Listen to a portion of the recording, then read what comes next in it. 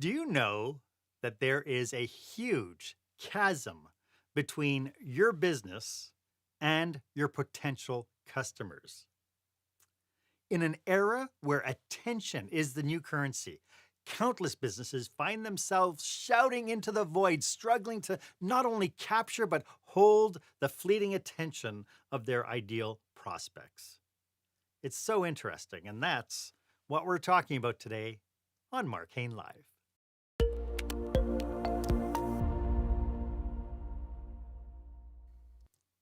Welcome to this episode of Marc Haine Live. This is where small business owners and entrepreneurs pick up core skill sets to create the show-stopping, jaw-dropping experience that their customers and their employees deserve. I am your host, customer and employee experience strategist, Marc Haine, and today my guest is the business growth strategist, Carmen Reed-Gilkison. And today we will be delving into the art and science of emotionally resonating with our audience to transform casual observers into dedicated clients. We're going to be unpacking the strategies that will not only stop the scroll, but will forge a deep, lasting connection that accelerates the journey from prospect to a loyal customer. So stay with us. In your marketplace, where everyone is trying to get noticed, businesses face a huge challenge. It's not just about getting people to see your ads and your posts. The real test is making that real connection with the people that you want to buy from you, from your customers. This means talking to your audience in a way that goes deeper than just trying to sell something. Nobody wants to be sold. It's about being real and understanding what they really want and need, not just what they say they want. And is there a difference? Well, that's what we're going to be talking about. We're talking about making genuine connections. And so that brings me to our question of the day.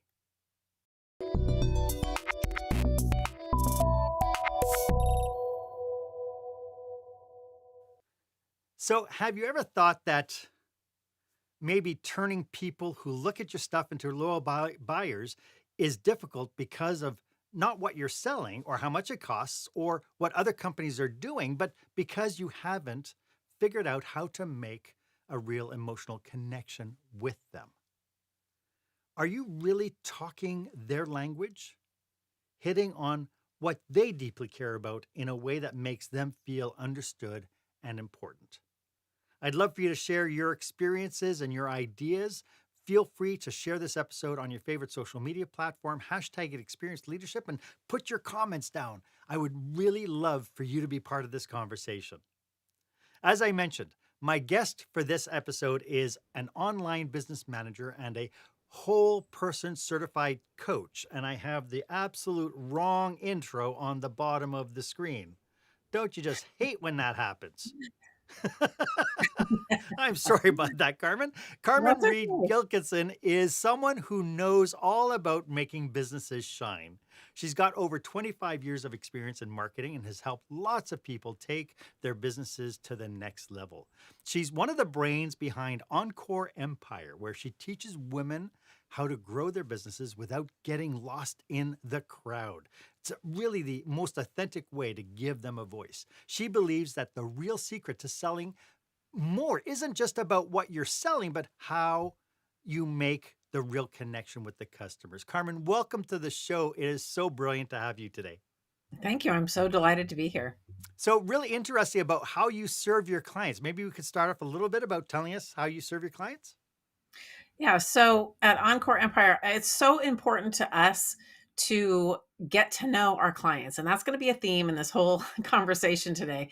And to customize to what matters to them. We could have 5 health coaches as clients, and each and every one of them has a different angle, a different spin on things, a different way that they coach, a different audience perhaps. And they're struggling with different things in their business. So it's important to us to make sure that we customize everything. So when we bring a client on, we do a thorough onboarding. We find out what's important to them. What is their next year's goal? What is their goal 2 or 3 years out? And let's reverse engineer back from that, taking a look at what they've got going so far currently, what's working, what's not, and we create a strategy for them. We find that even clients that come to us who have been in business for 30 years or so, a lot of them do not have a foundational business strategy. And that's what we focus on.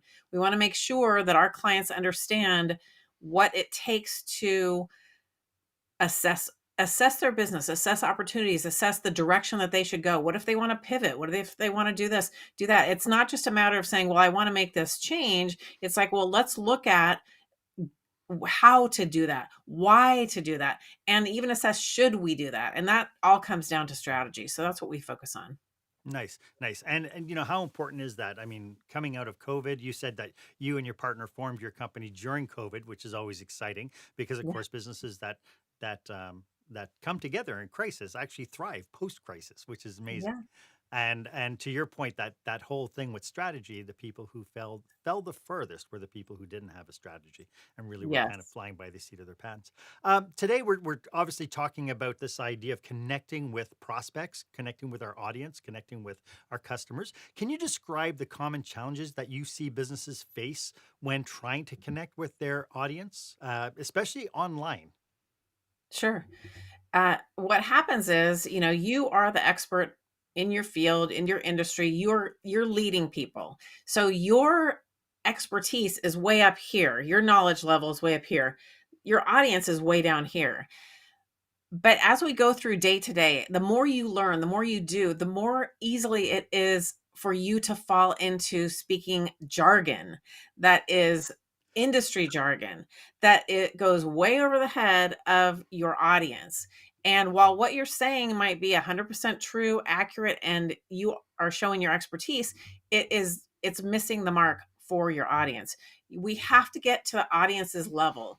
You know, Gallup did a poll that 70% of buying decisions are made with emotion. And so that's what we talk about connecting on an emotional level. We justify, the 30% is justification and going through, but emotion is what drives us. And if you think about what people really want, anybody, anywhere, whether we're talking about business or not, people want to be heard, they want to be understood, they want to be seen, right? And so that's what we need to do with our messaging. And my business partner, Deirdre, she's a CPA. So when she creates a training on accounting or finance or anything like that, she runs it by me. We run it by our clients because it's very easy for her to get into accountant speak and it goes right over our heads. And, I love spreadsheets and all of that, but she can create these spreadsheets that are like, I think you're going to lose them here, So we have to get out of that. And it's just hard as the experts, it's hard for us to see when we're doing that because that's our world. But we have to step out of our world and we have to step into the shoes of our audience. Yeah, yeah, and we forget, I think, what it was like when we didn't know something. We forget That's what it right. was like when we were entering it into the space of expertise. I mean, some of us did it through university, and at Mhm. some point we had to look at a new concept and go, "I don't get it." Yes. But then at some point we do get it. And to your point, then it's like, well, look how smart we are because we get it and we can talk at this higher level. So what you're saying is that we're not necessarily looking at talking differently about what we do. You're just suggesting that we take a look at our language. The language and the lens. So Okay. if you're looking at it from your point of view, it's going to be completely different than if you're looking at it from the client's point of view. And so what we want to do is we actually help our clients and teach our clients to collect ideal client language. We want to know their exact words. And sometimes when we go through this exercise, what happens is people will collect their words and then they'll go, what I think she means is, and it's like, don't do that. Don't change what you think someone means. We want to say the exact words, not synthesize it then down into what we think. And Okay. I think what happens is with marketing and messaging, it can be really overwhelming. And we think we have to know the tricks and the secrets and the what do we do to make a sale. And the biggest best trick, which is not a trick at all, is just to get to know who your ideal client is by collecting their language and then by using that language in your messaging. So would you say then one of the biggest mistakes that companies make when they're attempting to speak to their prospect is that they don't know the language. They haven't taken the time out to actually sit down with their customers and figure out what it is that how people are talking about it. Well, yeah, and I'll share a story. So I came from corporate America where I was a proposal manager for in construction. And I ran the proposal department and I was there for 20 some odd years. And so we're winning these high contracts. But watching the process and what happened when you're not really making that many wins to when you are, the difference was what we were doing wrong was we were sharing about us. We were sharing about how good we were, our equipment, how we can do this, how we can do that.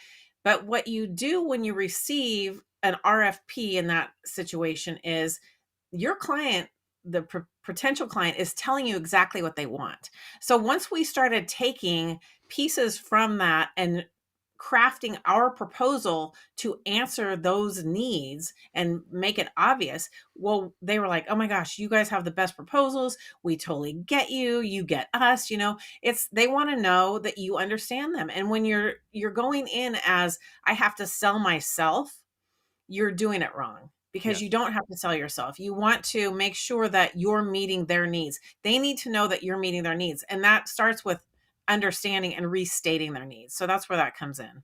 It's so interesting because as you were saying that, a story popped into my head about Febreze. When they first launched Febreze, they couldn't sell it because Yeah. they were saying that Febreze will help make your house fresher and fresher smelling. And people didn't know that their house stank. And Right. so they didn't use it. And so they came up with this whole big thing about being nose blind. Yeah. But that actually happened after their first adjustment. The first adjustment to their marketing was that they started kind of watching people as they clean. And it actually, because they were actually watching their customers, the customer would spray their room with Febreze as she stepped out and they go, well, why'd you do that? She goes, it's the last thing I do when I clean. And so then that became the big marketing thing at that point is Febreze, the last thing you do when you clean, right? Yeah. And so the sales started going up, but it wasn't until they started defining nose blindness that it just really took off because now they were talking to people in a language they could understand because we've all been there. We've all Exactly. had the family that has the dog in the house, and it's like, you don't smell your dog.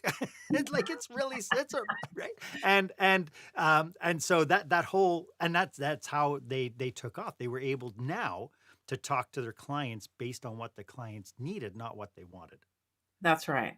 And right? Which that's was to have a really fresh house. important too. You have to kind of, we like to say you tell them what they want to hear, but you give them what they need. Because let's Yes. talk about, if we're going to sell our program, which is business consulting, strategy coaching, and we say, we're going to teach you how to do X, Y, and Z. Well, they don't even know, why do they need to know X, Y, and Z? You have to start with, are you struggling with making sales? Are you struggling with reaching your goals? We have to find out what it is it that they're struggling with, and we have to bring that into the conversation. Just like the nose blind thing, I love. I just absolutely, the humor in that is great. The big giant Mhm. socks, smelly Yeah. socks that they show, but it's like that is what you do. You relate to them, and what that does as well. What Febreze is doing there is they're educating people to become aware that, oh my gosh, I might have this problem, because like you said, we don't know. We have dogs, don't smell our own dogs, right? And Yeah. so it's like, oh no, I don't want people to walk in my house and smell dirty socks or dogs or whatever it is. So it's an educational component as well. Yes. And and to your point, it also builds on that emotional thing of I don't want that. I don't want people to judge me. I don't want to be fearful of, right? And so that's my insurance policy. Added to that, this idea that people are always talking like about the same things. Like, you were mentioning about kind of the language that we use as quote unquote marketers. And I was speaking to a group of moving companies and I went to their websites and they all had the same words.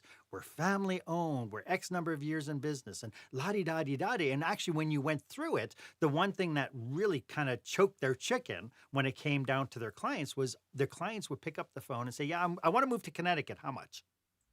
And so it Yeah. wasn't about how well are you going to take care of my stuff. It was all price was the differentiator.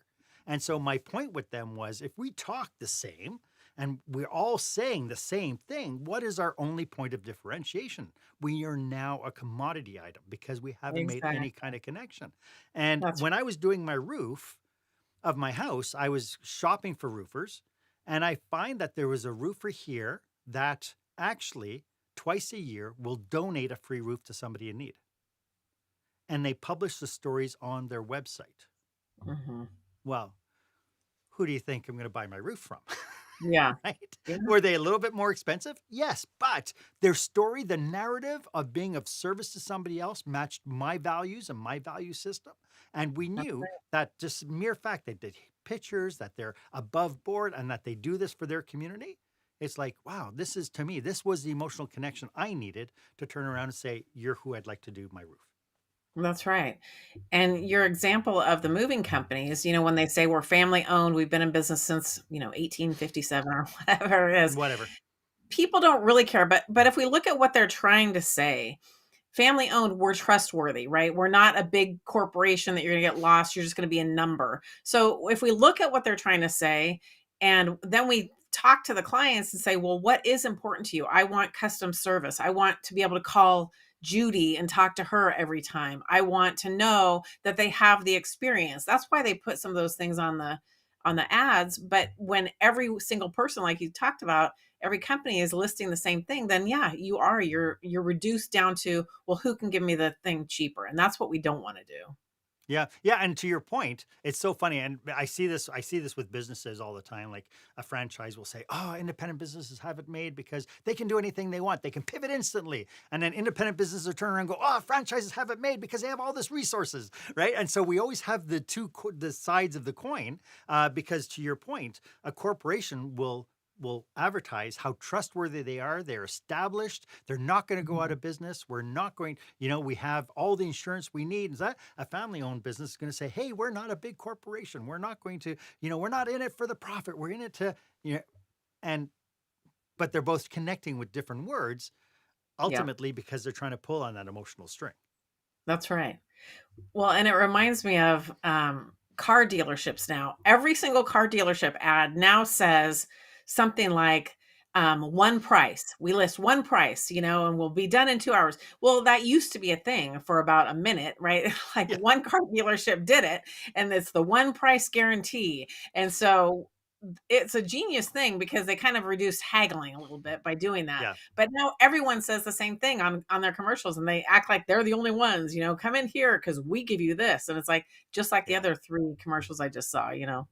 And I just published a blog post about Canada's Huggable car dealer. So Google it because he talks completely differently about how he stands up in his community as far as what he does. And he doesn't talk about selling cars. Yeah.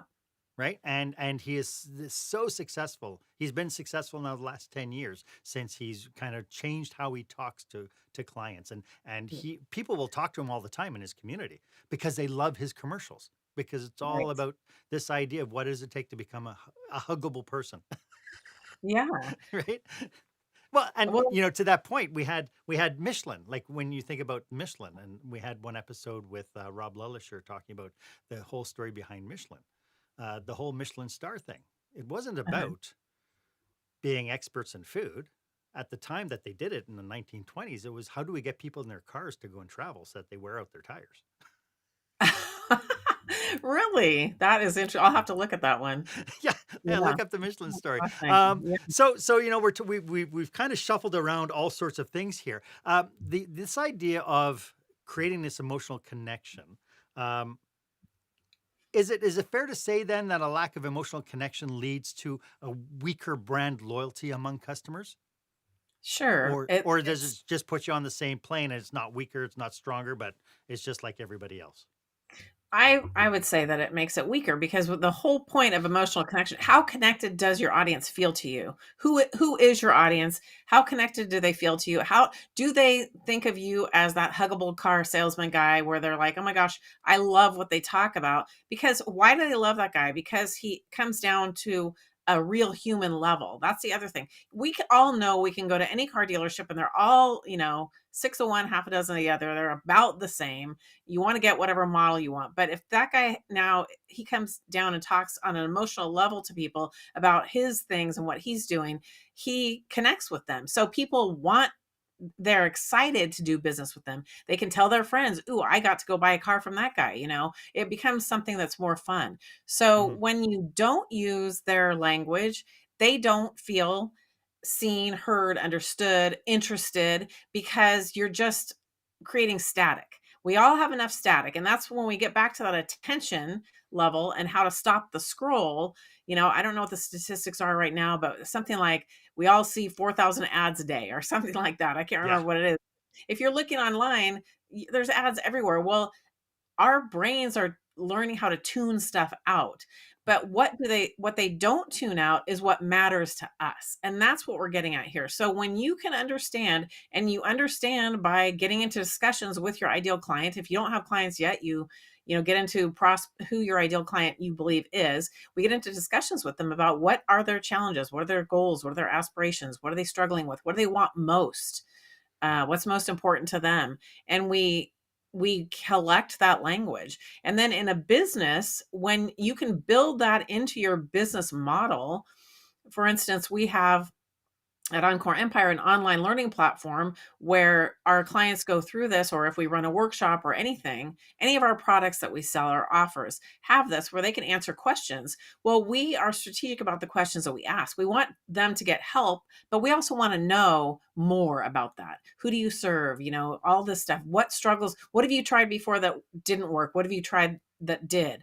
Those kind of things. So we can understand better after collecting enough data what the general messages that will work for our clients. And that's because we look for patterns in those kind of Mhm. things. So when you can build in feedback loops somehow, whether it's through surveys, it's through questions and answers, it's through comments under a video like this, it's through any of that. And we pay attention to what people are saying. We realize that was valuable because of this. Oh, I love that when they said this. Oh, that's me. I always struggle with this. We start looking at those things, that the feedback that we get, and we collect the exact language, we put it in a language bank, it's an Excel spreadsheet, and then we can use that when we're doing a sales page or we're sending an email or we're just posting on social media, whatever it is. We want to make sure that, because people are going to be like, "Oh my gosh, it's like she's in my head. It's like they know me." And that's what we're after here. I love that, and it just makes so much sense. I'd love to dig into some more strategies, and especially on how one can get started, because it does sound a little bit like it could be overwhelming, and I'd like to Sure. get to that right after Yeah. this. When the spotlight shines on your business, are customers applauding or yawning? In other words, how is your business performing?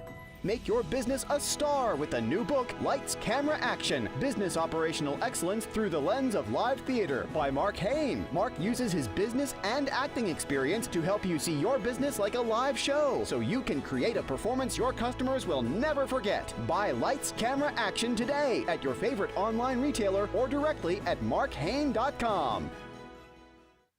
Welcome back. I am speaking with the business growth strategist, Carmen Reed-Gilkison, and I'm just loving this conversation because it just seems to make so much sense. But yet we know that there's so many horrible practices out there with people just trying to throw spaghetti on the wall and see what sticks. And of course, in the meantime, they're just getting ignored.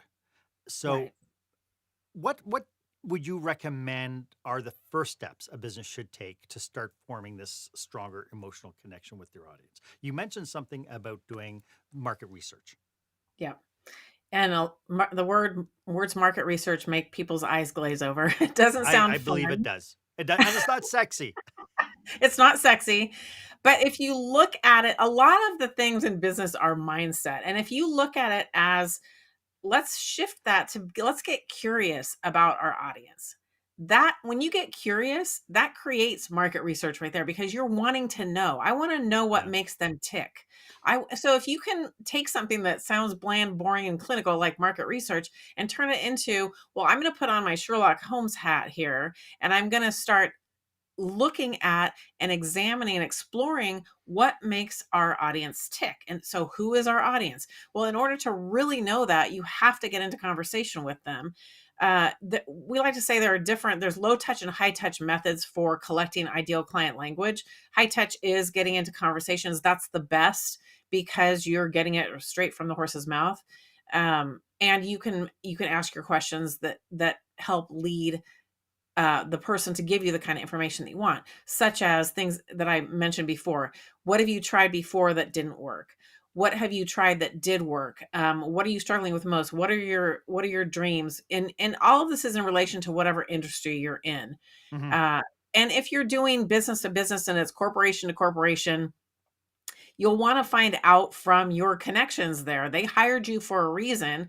And during that onboarding process or prospecting process, they told you what their problems were. So if for some reason you don't have a clear idea, and a lot of times we get all excited because, oh, I made a sale. And so then we don't really stop to look at, well, so this is what happens. I made a sale. So now I'm going to help them, but we don't take time to pause and really analyze what is it that they really need. And when we don't do that, we can make a misstep and we can lose a client because you start assuming that, well, I have the answer. I have the answer. You're so excited about it. You want to sell your answer, but you have to really know, like I mentioned earlier with our company and the way we work with our clients, we know I could have 5 health coaches and I know each and every one of them is completely different. So I cannot just blanket uh a solution across 5 different clients because it's not going to work out very well for us. We might hit the nail on the head with one, but not with the other. So what happens when you start doing this and you really start listening and they will appreciate it too. You can do check-ins if you have an annual contract with someone or you're servicing them in some manner that goes on for a while, do monthly or quarterly check-ins. And when you do the check-ins, it's not just about how are we doing servicing you. It's what are you finding? How are we moving the needle forward for you? Is there anything that we're missing the mark on? I mean, you really want to find out what's going on and how have things changed over the last 30 days since you've been working with us? How have things changed over the last 6 months? We want to get those words and be willing to hear the things that aren't so good because that's where you're going to find the areas that you can improve. So, let them know I want your honest feedback. I want to make sure that what we are delivering for you is exactly what you need, and I don't want to make any assumptions. So please, if we're missing the mark on something, let us know. So though that's a more formal way. And then when we're talking about if you're in a smaller online business, even the larger business can do this, but you go onto forums or groups or anything like that, discussions under podcast episodes, whatever it is, topics that that matter to you and your company and your audience, and you look at what are people saying about that. Reviews are a great one. So market research, we like to look at what's happening with our competitors as well, only to the extent to see what are people saying about them? How are they serving? Are they doing something different? Can we do something different? How do we differentiate ourselves? And so we look at reviews. Well, this was great, except, and book reviews are a great way to get this kind of information as well. If you're looking for sales, if you're helping people with sales and you look up on Amazon sales books about sales and you look at the reviews and they say, this was really good because they dove into this. This was good, but I wish they talked about this. That's the low touch method, right? It's looking on social media, it's looking online for discussions happening and pulling out those things.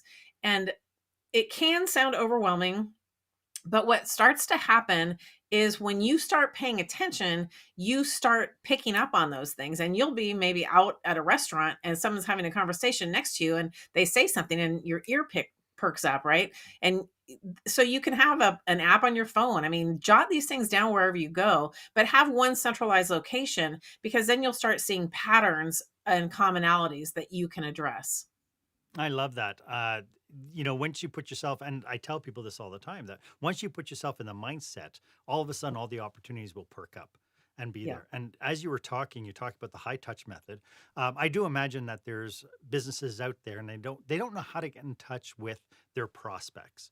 They might Mhm. be a new business, or they might have a business that's established, but it's like, hey, I run a restaurant, or I have a welding shop, or whatever, and I'm setting up, but I don't have a customer yet that I can talk to. How do I go ahead and do market research in that case? Yeah, so let's take the example of a restaurant. When you're starting out, you have an idea of what your niche is, right? What Hmm. is your menu? What are you doing? So then as you go, you start and then you start getting feedback from your clients. If they're saying, "Oh my gosh, I love this. Oh my gosh, I love that." And you can ask as people come in, "Here's our menu for today. We're really interested to make sure that we are offering what you guys want, what our clients want. We value our customers. What is there anything on here that's missing?" Now, I give a caveat with this kind of thing because you can talk to 100 people and 100 people can tell you 100 different things and you're not going to change your menu and add 100 different things to it. So Right. you want to just get a general consensus of what are people looking for? Are they looking for more health conscious meals? Are they looking for, easy to go? What is it? Yeah. For a welder, you'll have to, if you're a welder and depending what industry you're in your niche, you know what services you want to provide. So who is already purchasing those kind of services? And this is where in the beginning it is a lot harder. It's more legwork to get out there and become known. But through these conversations, that's how you start collecting that language. And it's not like you have to sit there and write down right in front of them. You can record something or just take high level notes, or when you're done with a meeting, go into your car and make notes so that you remember what's going on. So you aren't, maybe jotting things down right in front of them. But Hmm. that's how it starts. And then it just builds from there. And so then when you start getting these, you always have a way to have reviews. We should always have a way to have reviews. So Yeah. if it's a Google review, a Yelp review, a whatever review, ask for the feedback. You can send out surveys. You can do so many different things. You just want to make sure that you craft the questions on surveys in a manner that the answers you receive are going to help you Right. understand what's going on. Right. And really, you're not talking about, checking boxes. You're asking people for, give me your feedback, and let them write in their own language. That's right. That's Yeah. right. And so you do, for a survey, you want to make it easy for them. So you don't want to have it too writing intensive. You do want to have Right. some options for them to check. But I'll give you an example that happened just the other day. I posted it in our Facebook group about lead magnets. What are the three things? I gave three options in a poll. What are the out of these three things, what do you struggle with most? And the interesting thing that's coming out of this was, for me, is that people are struggling with creating it more than the idea or knowing what to do. And I never would have guessed that. This just shows the importance of that, because if I go forward thinking, okay, I know that my audience needs to create lead magnets and here's what I think they struggle with, and I don't ever check in with them, well, I'm going to miss that piece. So if I wanted to create a product to solve a lead magnet creation problem, I need to focus on the right thing. And it's Hmm. turning out to be something different than what I thought. And so it's, in all manners of ways can you do this. If you have a blog post, if you have a social media presence, ask questions, post polls. People love to engage. And when you can share your story, like you had some great examples, Mark, of companies that share their stories. The Huggable guy, the roofing company who gives back. What do you stand for? People want to know. People want to gravitate to someone that they like. We want to like people, right? But we can't be uh, generic in the way we describe our business or ourselves, or there's nothing for people to grab onto. So if you're in your industry, if you see something that people do or that's missing, and you can fill that gap. We always look for the things, where can we fill the gap? And so for Encore Empire, one of the gaps we fill is access to the experts. If you go into the online world and you buy coaching programs, a lot of times you're just thrown into a learning platform and you have 5,000 hours of video to watch, and good luck, and hopefully you'll learn something. Well, we don't do it that way. We are high touch. And that's a gap in the market. So look for the gap in the market. If you're a welder and you see that everyone welds this one way, but you know that if I do it this way, we get, 10x the strength or whatever it is, speak to that. People need to know, they Hmm. need to know what differentiates you. So you have to start talking to that. And then that will help them gravitate towards you. And that helps get that engagement to where when you ask those questions, you're getting the answers that matter. And so in the beginning, it's all testing. When you're starting out, you don't have a big audience yet. You're going to have to gather the information and run with it and keep testing and keep asking, and pretty soon it gets fine-tuned, and you're off to the races.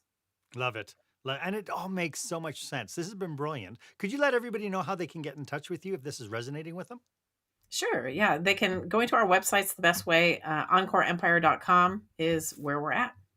So we've been talking a lot about the language and stuff in terms of features versus benefits. Uh, Hmm.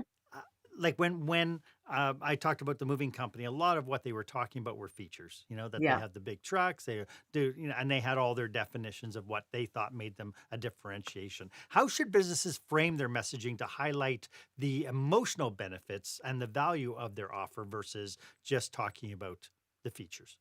Sure. So if we look at a car dealership, for instance, cars, we can talk about the features. It's got all-wheel drive, it's got a sunroof, it's got heated seats, it's got all those things. Those things are great. But what are the benefits of all this? All-wheel drive is something that adds considerable safety. You buy a new car, you buy a used car, you buy a car that is, Subaru or Toyota or whatever, whoever it is that says we have the highway transportation safety rating of 5 stars and above, or we've been JD Power and Associates for this and that speaks to the safety of it. The benefits are you feel safe and secure. You know that if the weather changes, you have all-wheel drive and you can make it home in time, with or in a home safely. You have enough room to bring all of your family with you in one go. You talk about the benefits to them. It's better gas mileage, it's better this, it's better that, instead of just saying that, we've got 4 doors versus two, all-wheel drive versus two-wheel drive, that kind of stuff. We want to speak to what matters to them. We get your kids to and from school safely. You can when you're picking up your parents to take them somewhere, you don't have to worry about this, that kind of thing. So we want to speak to what matters to them. Yeah, it's interesting because as you were saying that, I flashed back to was either an Audi commercial or a Subaru commercial that they talked about the safety of your family, Yeah, right? And so they said something like accidents will happen. And if you're in an accident, you want to be in a Subaru, right? And they had a that's right. crash test dummy, whatever, right?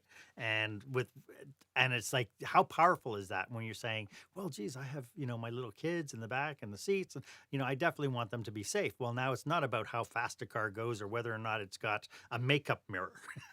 That's right. Exactly.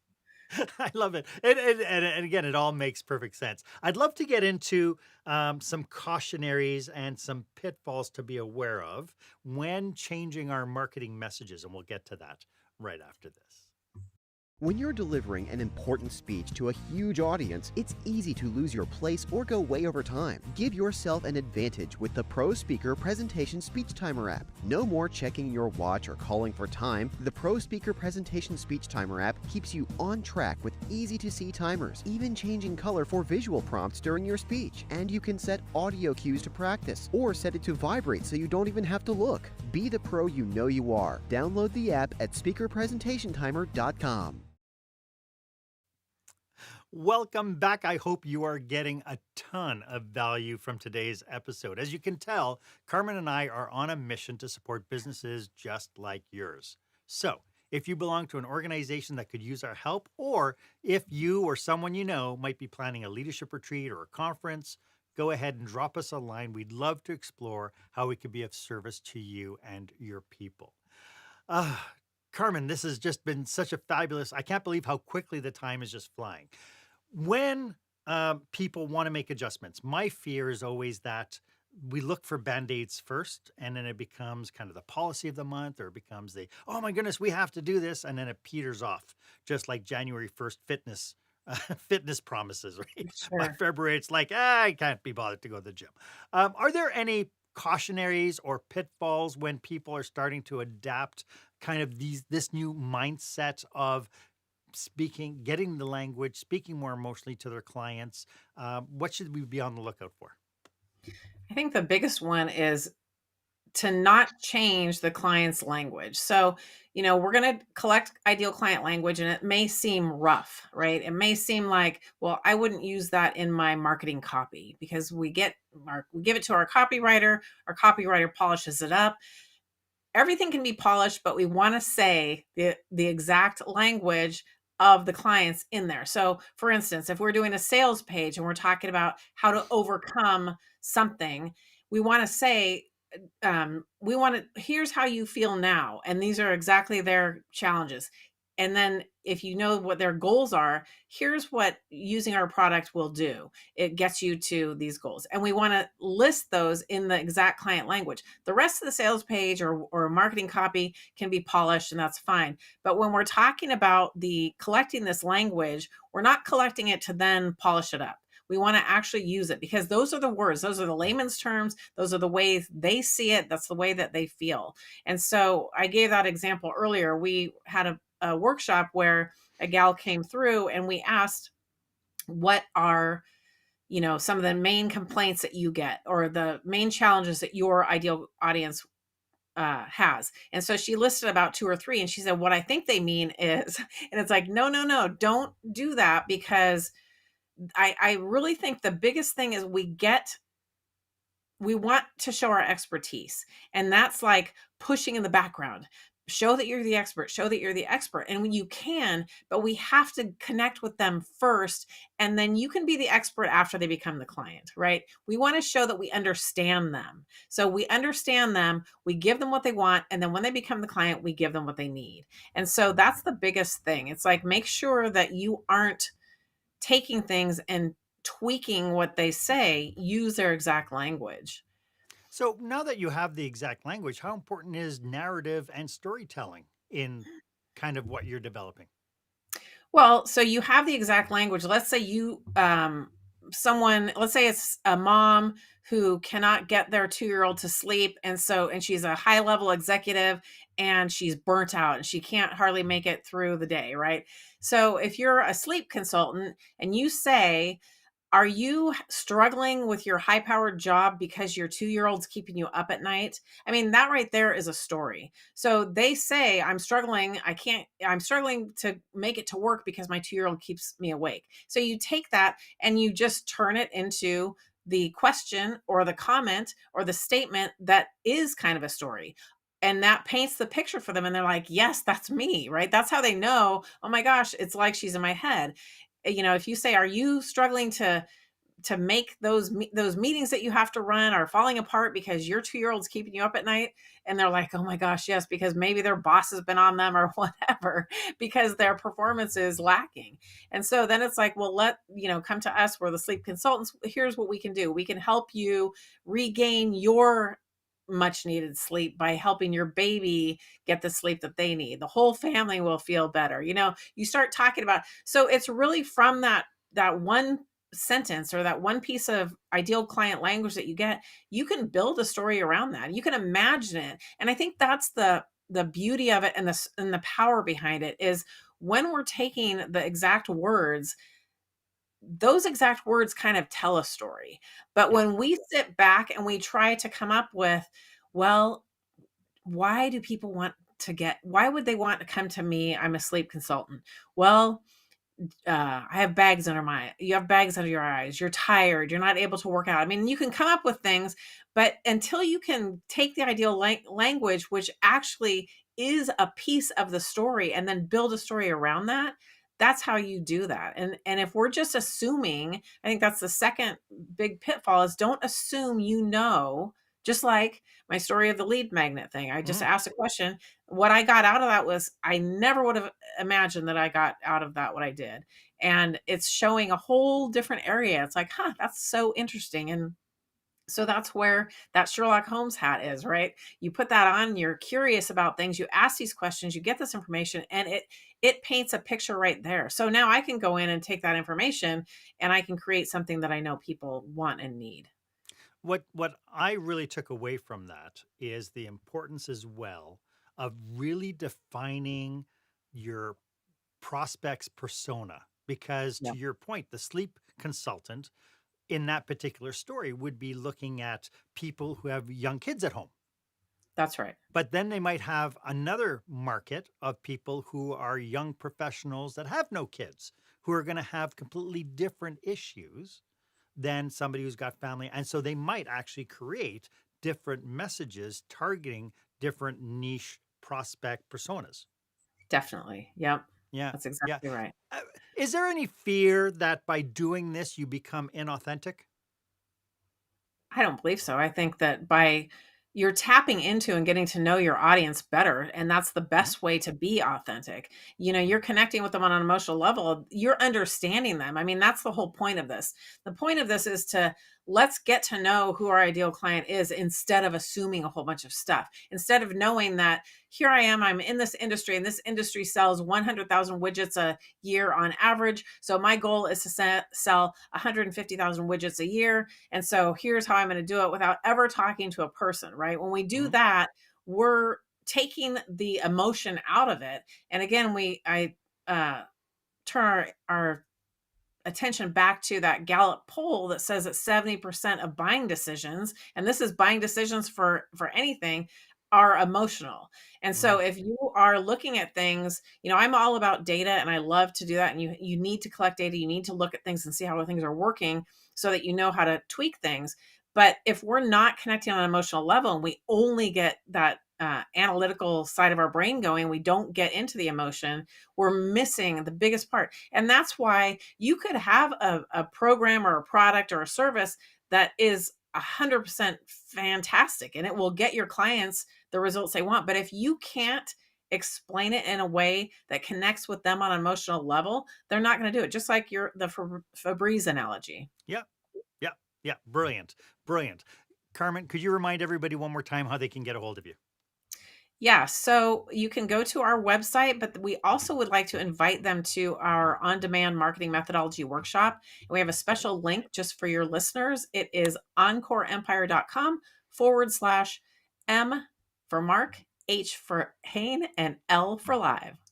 Love it. Thank you so much for doing that for the audience. That's Oh, brilliant. thank As you. we wrap up, do you have any last thoughts about what we've been talking about today? I think that we can remind people that people buy from people. So even if you're a corporation, you want to connect on an emotional level, right? We want to get to down to the human level here. We don't want to be cold. People buy from people. So get Yep. to know your audience, get to know your ideal client, and be able to connect with them not only with their pain points and goals and aspirations, but with who you are as well, right? Your analogy of that, or your story of the roofer, he gives back. How do you give back? How do you make a difference? What matters to you? We like Mhm. to talk about hope, conviction, and how to marketing. We need to have a nice mix of all of it. We want to give our ideal audience hope. We want to give our convictions. I stand for this or I don't stand for that. And how to, we want to mix a little bit of a how to so they get quick wins in there. Love it. Love it. And I can absolutely say that what you've been talking about today is what I modeled.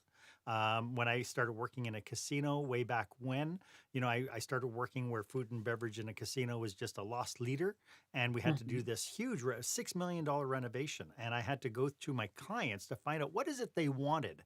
And one of the things I found out was I had two groups of patrons. One who wanted, I want to have something quick. I want to go from my slot machine. I want to grab something really quick. I want to get back to my slot machine and keep on going. I had other customers who wanted to make dining part of their overall experience. So two completely different demographics.